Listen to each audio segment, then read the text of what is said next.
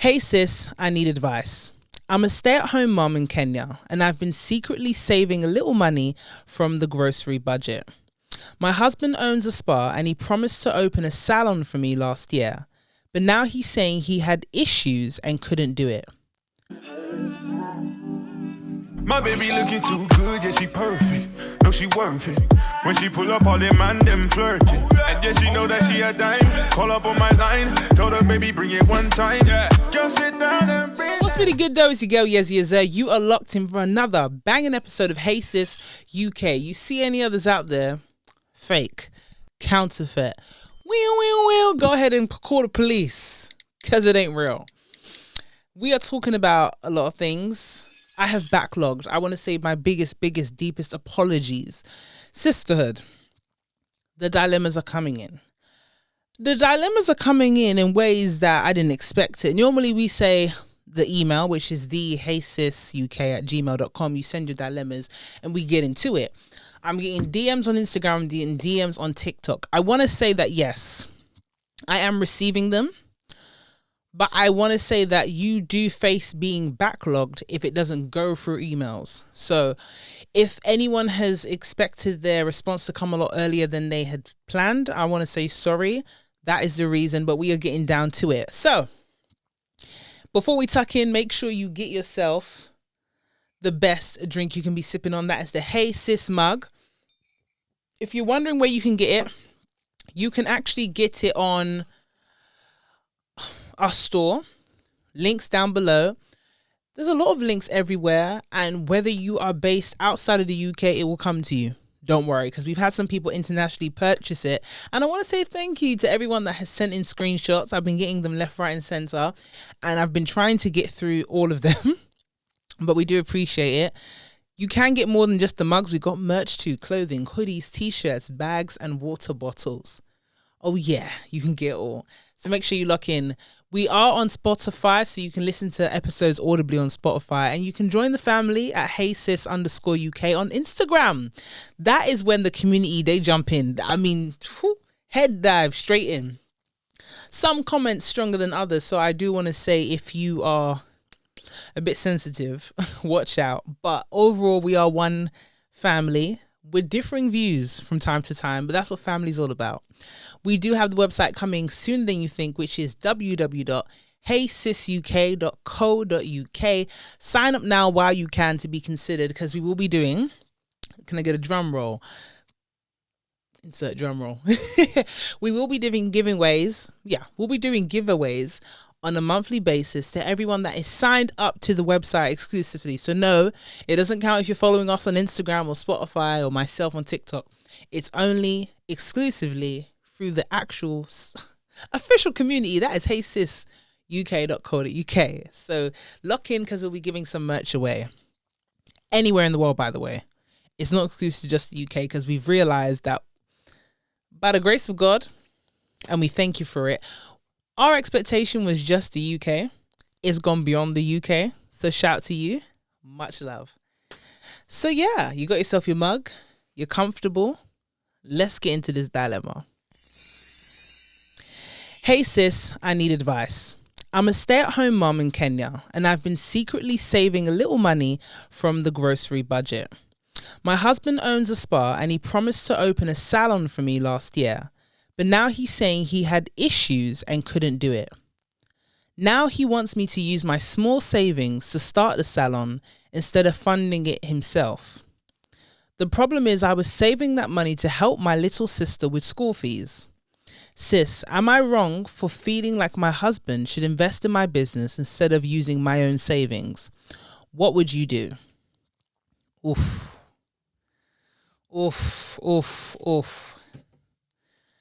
I mean, what would I do is something else. I mean, I'll give a balanced response, and obviously the community will chime in when it does get onto the relevant platforms.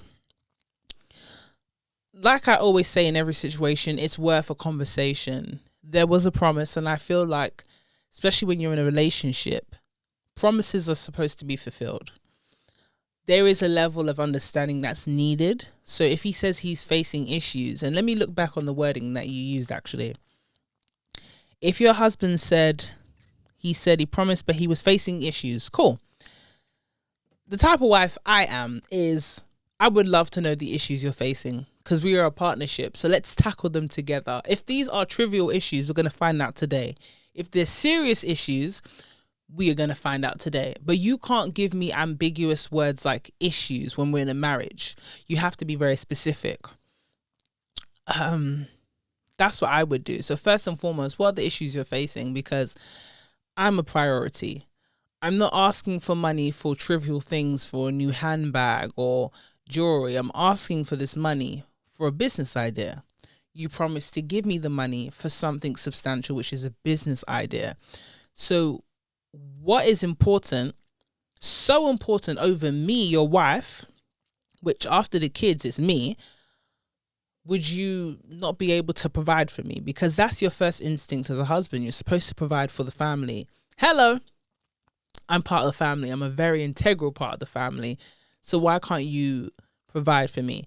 I don't think you should use your savings. If you already had plans for them, again, you don't have trivial plans, which is for your sister's school fees. And I want to highlight, because there are some people that are going to say, well, if she has the money and she cares about her business so much, why doesn't she use it on herself? She's already said it's little savings. So for you to say it's little savings, it means that it's something that's not even going to scratch the surface when it comes to investing in a business. So let's keep that in mind. There's no point going broke to start something that you know you can't finish. But if your husband has the money to start and finish and put a red bow and complete what you had in mind, which is something that's going to benefit the family in the long run, why wouldn't you, again, stick to the plan that your husband already said he can do? And he can do. It just looks like there's going to be a delay. So I will say you have to practice a bit of patience in this situation. So, and a managed expectation of patience. And what I mean by that is that when you have a conversation with your husband, say, okay, I understand that you're running and you're going through some quote unquote issues at this point in time. So how much time-wise has quote unquote issues delayed my expectation? Is it something that is going to take 3 months later than we had planned, 6 months, 1 year? Now, prior to this conversation, when you're managing your own expectations, you have to say to yourself, what is the latest I'm willing to be patient for? If you know that max time is 1 year, great. You can go into the conversation knowing that before you've said it, don't go and say it and feed him 1 year and then he goes and says 1 year, because he could say 6 months, but you've gone and said 1 year beforehand. Keep in mind that, okay, the max in that ideal world I want to wait is 1 year. Mind you, sis, when we are saying that, okay, your max time is 1 year, are you prepared to pay for it yourself? That's why I'm saying managing your expectations, because if your max time is 1 year and you don't want to wait later than a year, are you prepared to start and finish it with your money? I've seen women go into situations where, oh, you know what? For this particular project, I don't mind putting in money to start it, and I know my husband's going to finish it. Sis, don't go in with that expectation, because if he lets you down, that is going to be an added reason to be angry with him. So keep in mind when you're going into a project, if you start with your money, the likelihood is that you're going to have to finish it with your money. If you want something to be done without any of your money being involved, you make sure your husband starts it for you and he finishes it for you, and you manage the project as a whole. Because even if he starts it with his money, trust and believe, sis, there's going to be issues that keep popping up throughout the course of the project. There's going to be things that you're going to have to manage, because once people hear that he's investing in your business, there's going to be a lot of pocket watchers. The pocket watchers could come from people very close to you, as in your family, your friends. I'm talking even your closest of friends. Don't think anyone is, genuinely happy for you. People are going to pocket watch. People are going to start to say to themselves, wow, I didn't know so-and-so's husband had it like that. I wonder if they have money to spare. That could come from your own family members as well. So try and keep your project under wraps until completion. Also, stay very close to your husband. I see a lot of women, because they have husbands in powerful positions, they relax. and they allow everybody and anybody to get close to your husband. If you have a husband that is very generous, and unfortunately, these are the things that happen with men with money. They tend to be the only one or very few with money in their family. And because of that, they're very welcoming. They're very warm. Hey! Yeah, I see you watching. I see you listening. A couple little notes. But I know you haven't liked. You haven't subscribed. And I know you haven't left a comment. So until then, I'm going to give you a bit of time. Get to typing. Subscribe. Drop a comment. Let me give you a moment to do that. You did get your Hey Sis mug right. Cool. Yeah, I think that's enough time. Let's get back to the episode. But they're also very easy to take advantage of. And that's where you come into play. Because it's your responsibility as a wife. If you have a very warm and welcoming husband, you have to be the polar opposite to that when it comes to people on the outside. Because there are people that are ready to take advantage of him. There's ways he protects you as a husband. And there's ways that you as a woman, with your discernment as a wife, you protect your husband. And one of those tools of discernment is being able to know who's there to try and take as much from him and return very little. So when you're getting your project done, you stay close to your husband. If people suddenly, they want to be visiting more than they would regularly, you make sure you're present for every home visit. Because when people want to do a shakedown, and when I say shakedown, when people want to ask for money, they use very inventive ways to ask for money, and they have very creative theatrical stories that always end with wanting money. And that's when you say, you know what, I'm really sorry that you're going through this, but unfortunately my husband and I cannot facilitate your needs at this point in time. My husband and I, you have to let a lot of people know, friends and family, that your husband and I, we come as a pair. His money is my money. We have the same pocket. So you might see his pocket and think he has money to spare. But when you see me, know that there's no money to be spared. Because our money is for our family. And if we have to make financial decisions, we make them as a family. And be ready, sis. When you start this project, and I do hope it goes well for you. When you do start this project, there are people that are going to notice you protecting your family and the money that comes out of your family, and they will call you every name under the sun. Some names you'll hear about, others you will never know. But for you to get the things done that you need for your advancement, for yourself, for your children, for your husband, for your family as a whole, you have to be prepared to look like the bad guy.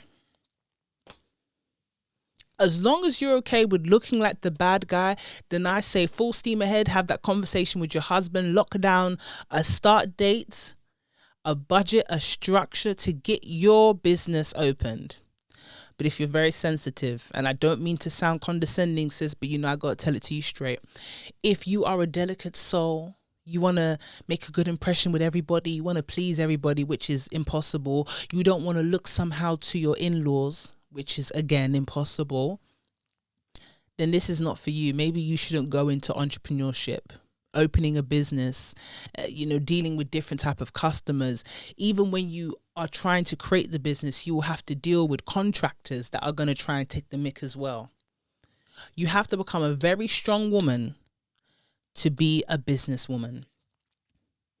When you're managing a business, there's going to be sides to you that are going to be tested. And I'm telling you this from one businesswoman to another. You have to be able to learn when to be feminine, when to be delicate, when to be hard, and when to be assertive. And yes, people will call you a bitch. But as long as you're okay with that and you're making the money you need to make and things are being done and your family's not being neglected, by all means, you be a bitch, full steam ahead. To be honest with you, sis, I don't think you have a big issue. I feel like the biggest issue you would face is if you're not firm with your husband. And when I say firm, it's asking direct questions and getting direct answers. The problem sometimes when you're having conversations and you get emotional and it boils up is when you ask direct questions and you allow someone to give you vague answers. So in your initial question, when you said he's facing issues, you might not have felt comfortable diving into those issues that he's having in particular. But If your husband explained the issues at hand in full depth and detail to you, that's fine. But if he told you facing issues on a surface level, that's where you got a problem. You're going to need to delve in a bit deeper, because you shouldn't have any secrets in your marriage. Open book, transparency, that's what you need, because whether you like it or not, if your husband is the one to open your business, pay contractors, pay fees, get opened, stock, everything involved, he's essentially a business partner. And it's not easy going into business with a lover. That's another thing that you're going to have to manage. So you have to explain and ask yourself this before you have the conversation. Is my husband purely an investor in my business? Meaning once this is open, I handle it myself. I'm managing it. When there's any more money to be put into it, that's on me. Or is he going to invest, be a business partner, and be 50-50 in this? Because that's going to hinder the amount of control you have when it comes to your business. It also means that you're going to be working with him a lot more, and it could bring, in the initial stages, a lot of stress to your marriage. I want to give you a heads up with that, sis. I personally would advise you, but again, you don't have to take my advice to the latter. If you are going to have your husband involved in your business, I would say purely investor. He does everything for the startup, the refurbishments that's needed, maybe first year's rent, 2 years rent, whatever. After that, you gotta go and really get into that business. Make sure it's breaking even at the bare minimum. After 3 years, you can maybe talk about being in profit, but let's just say bare minimum, let it break even, so you're able to do your own restock, pay any staff you need to pay, anything else after that. Because if you continue to need him to pump money into it, he's not going to take you seriously as a businesswoman. If you have any other ideas, he's not going to jump at the chance to be an investor, because he's still going to think about, the last time you got me wrapped up in one of your business ideas, you didn't even use your own money. I had to restock, I had to manage it, I had to save it. If anything, it was another problem for me. The man owns a spa, so he knows what it takes to open up a business. So there's going to be expectations he has for you. He expects a level of competence. So if you're not doing it already, I would say shadow him at his business. It might not be the same, but it is good to shadow someone who is actively managing a business. I know you've got the little one. If you can take your little one, it's just a spa, take them. If you need childcare, get into doing the childcare. But before you open up your business, shadow your husband as much as possible. Ask him what the issues are. If he genuinely can't afford it, let him say what it is. If he can afford it and it's something else, you're going to have to nip that in the butt. Nip it, because you, after the children, you come first. But again, it's a case by case. Hopefully, sis, you right back into the show. You let us know how it's going, what the issues were, if you were able to open your business. And ultimately, I just wish you all the best of luck, my good sis. Hopefully, we've answered your question and maybe helped clarify a few things in your dilemma. But yeah, blessings your way, my good sis. All the way from Kenya. Come on now.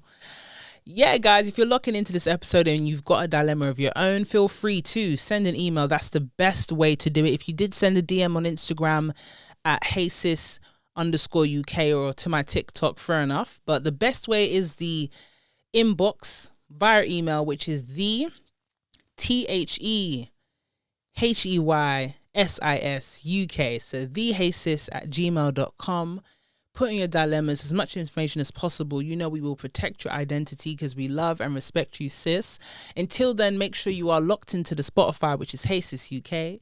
You sign up to the mailing list, which is www.heysisuk.co.uk. Until then, you've been listening or watching another banging episode of Hey Sis. Make sure you stay blessed.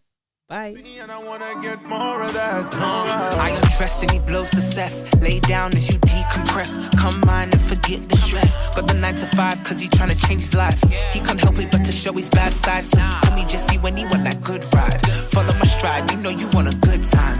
Pick any card, I know it won't decline. He know how to please me, never tease me. Keep me in Givenchy, laced in Gucci. Quick take the keys and drive to Chelsea. Eat a Scalini, order linguine. He ordered